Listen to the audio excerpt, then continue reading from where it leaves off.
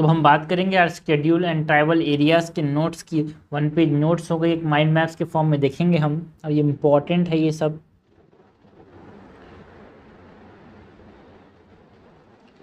Scheduled and tribal areas.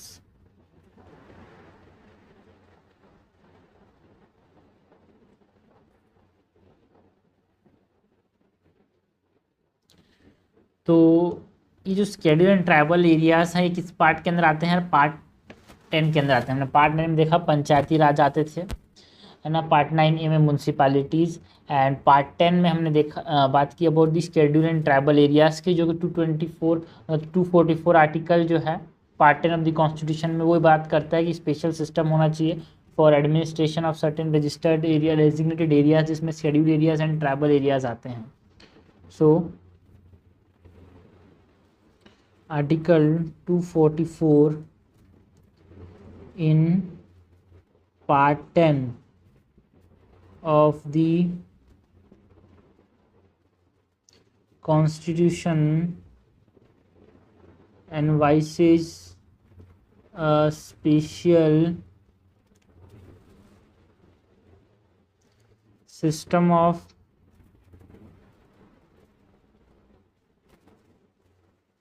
administration for certain area designated as, ठीक है। Article 244 part 10।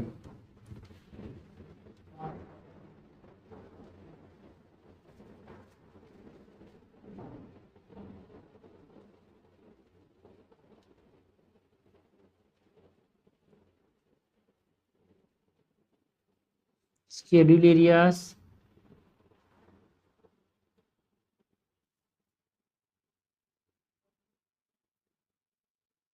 and tribal areas।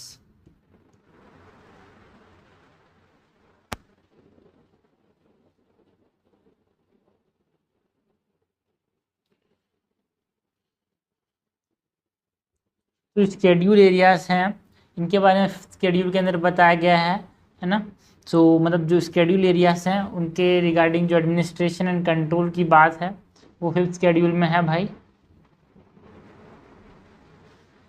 So 5th schedule deals with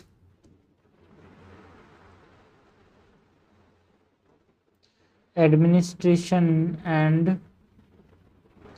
control of schedule area and schedule tribes in any state except AMTM, ठीक है। Assam, Mizoram, Meghalaya and Tripura, इनमें जो schedule areas हैं या फिर schedule tribes की बात करें, उनका एडमिनिस्ट्रेशन जो है 6 शेड्यूल्स के साथ रिलेटेड है, जिसको ट्राइबल एरियाज नाम दिया। बट जो 5th शेड्यूल है वो किसके साथ डील करता है? Administration of schedule areas and schedule tribes in her state जहाँ जहाँ पे शेड्यूल एरियाज है ना हैं,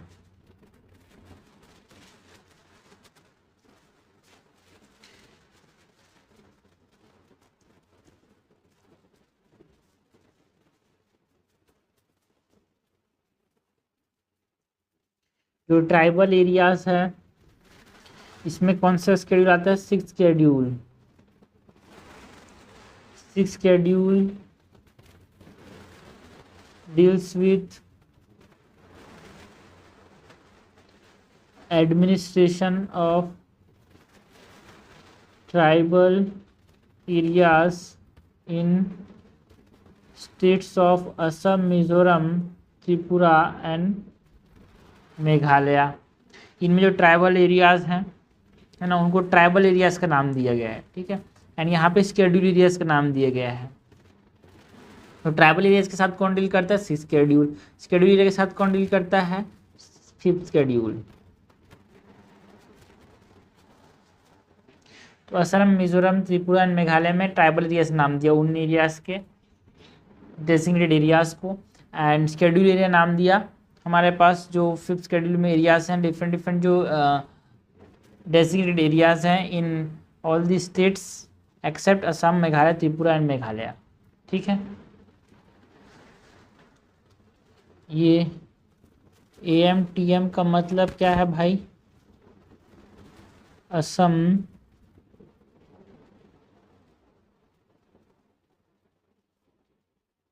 मेघालय, त्रिपुरा, मिजोरम। नाउ अगर हम बात करें फिफ्थ शेड्यूल की, एक चार्ट की फॉर्म में यहाँ पे देखेंगे। नाउ यहाँ पे हम बात करेंगे फिफ्थ शेड्यूल की, यहाँ पे हम बेसिस देखेंगे, यहाँ पे हम बात करेंगे सिक्स शेड्यूल की। तो सबसे पहले तो अगर बेसिस की बात करें तो एप्लीकेबिलिटी जो फिफ्थ शेड्यूल है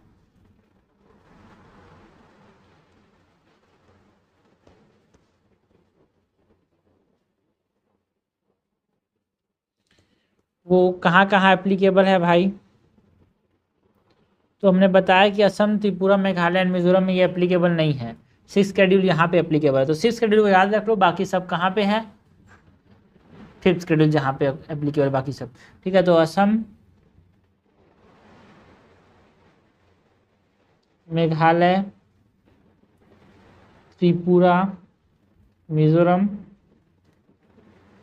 इनमें किस शेड्यूल एप्लीकेबल है भाई? तो बाकी जितने ही बचे है ना, जहाँ पे शेड्यूल एरियाज हैं वो सब फिफ्थ शेड्यूल में आते हैं, लाइक आंध्र प्रदेश,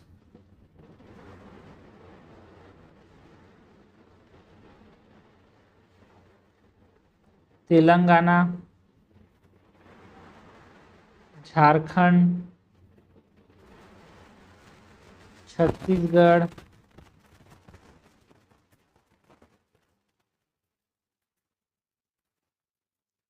उड़ीसा, हिमाचल प्रदेश, महाराष्ट्र, मध्य प्रदेश, गुजरात, राजस्थान।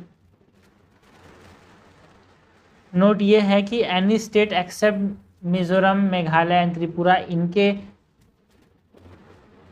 यहाँ पे जो भी एरियाज है वो सब फिफ्थ शेड्यूल के अंदर गवर्न होंगे। तो सिर्फ और सिर्फ 4 स्टेट्स के लिए, असम, मेघालय, त्रिपुरा एंड मिजोरम के लिए सिक्स शेड्यूल बनाया गया है। इस प्रकार से आप समझ सकते हो।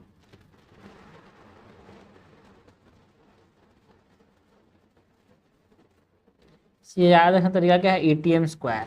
तो AMTM लिख दिया हूँ, वैसे NTM स्क्वायर ज़्यादा फायदेमंद है। तो एप्लीकेबिलिटी हमने देखा फिफ्थ एंड सिक्स्थ शेड्यूल कहाँ कहाँ पे एप्लीकेबल है।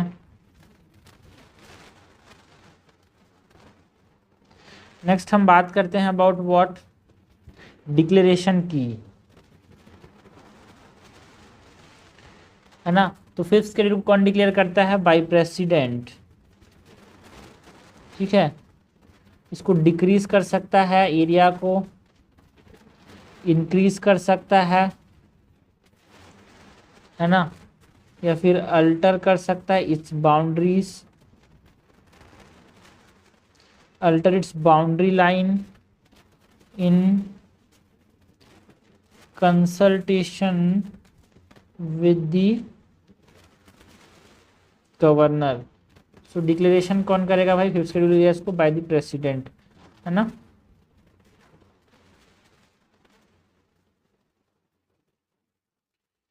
अब जो सिक्स शेड्यूल है इसको डिक्लेयर कौन करता है? By governor. ठीक है, वो एक तरह से रिकॉग्नाइज करने की बात करता है ऑटोनोमस डिस्ट्रिक्ट। ठीक है, तो यहाँ जहाँ भी आपको ये सब सुना देना autonomous district, council, autonomous district, तो आप समझ लेना सिक्स शेड्यूल एरियाज की बात हो रही है। By governor empowered to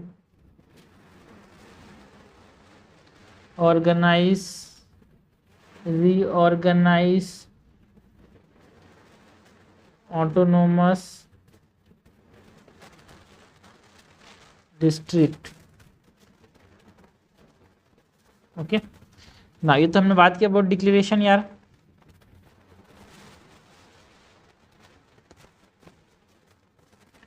next हम बात करते हैं about the executive power.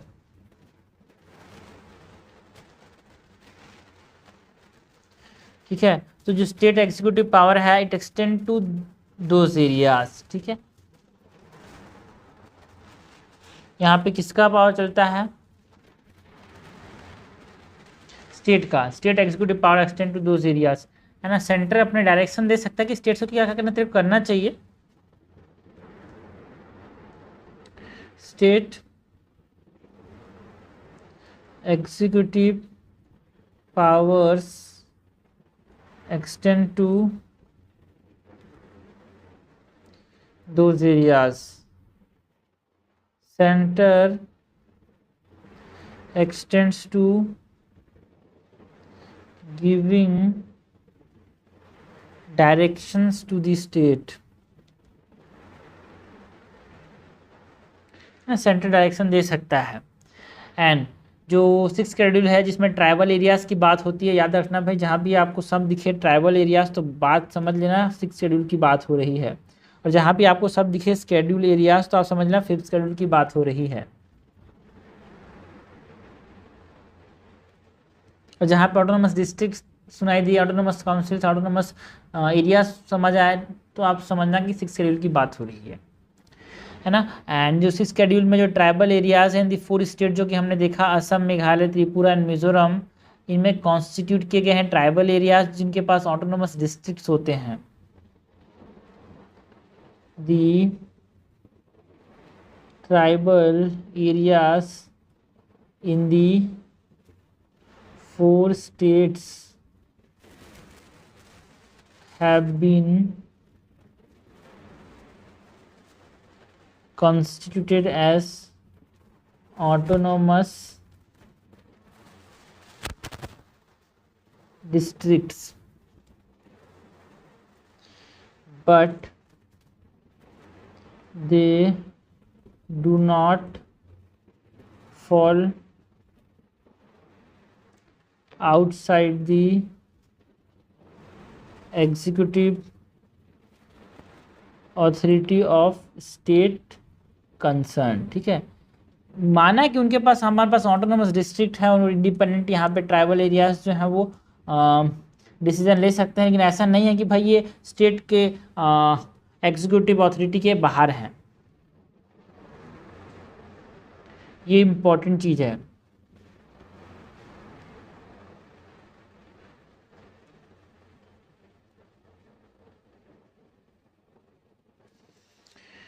Okay, next executive power की बात की ना, एप्लीकेबिलिटी ऑफ लॉ की बात करते हैं 5th schedule and 6th schedule में।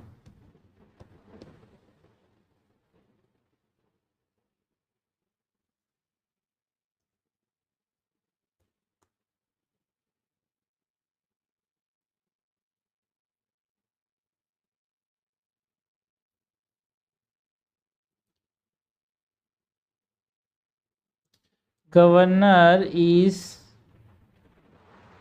empowered to direct that any particular act of parliament or the state legislature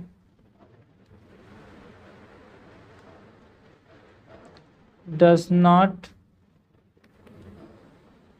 apply to schedule areas. ठीक है, गवर्नर के पास ये पावर है कि कोई पार्लियामेंट या फिर स्टेट लेजिस्लेचर का जो एक्ट है वो शेड्यूल एरियाज में काम नहीं करेगा, ये सब बताने के इसके पास पावर है।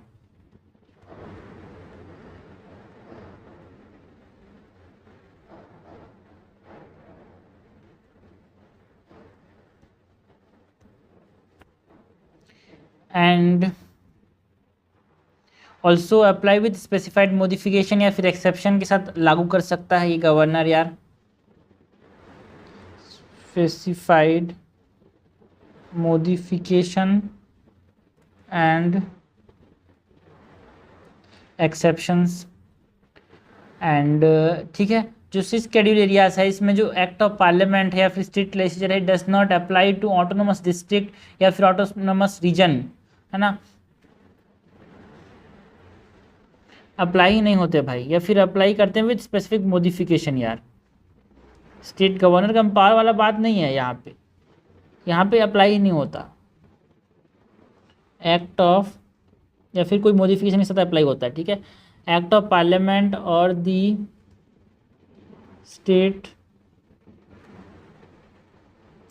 legislature do not apply to autonomous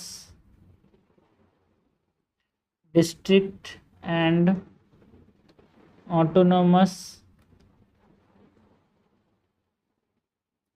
regions or apply with specific modification and exceptions।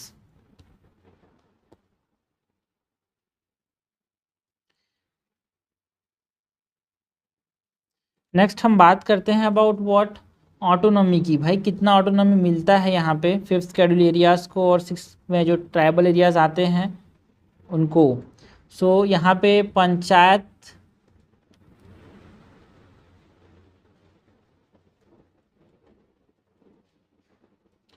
Extension to schedule areas act काम करता है यार,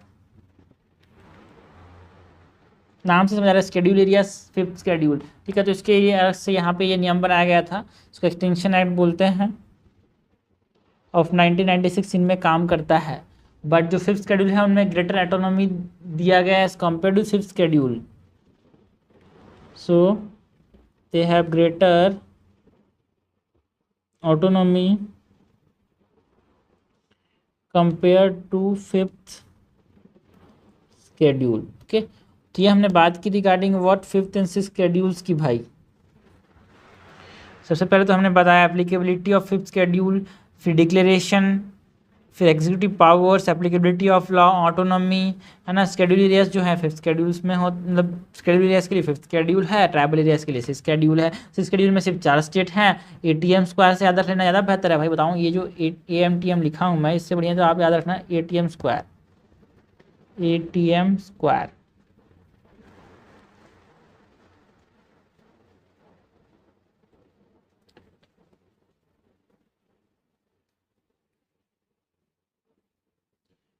ओके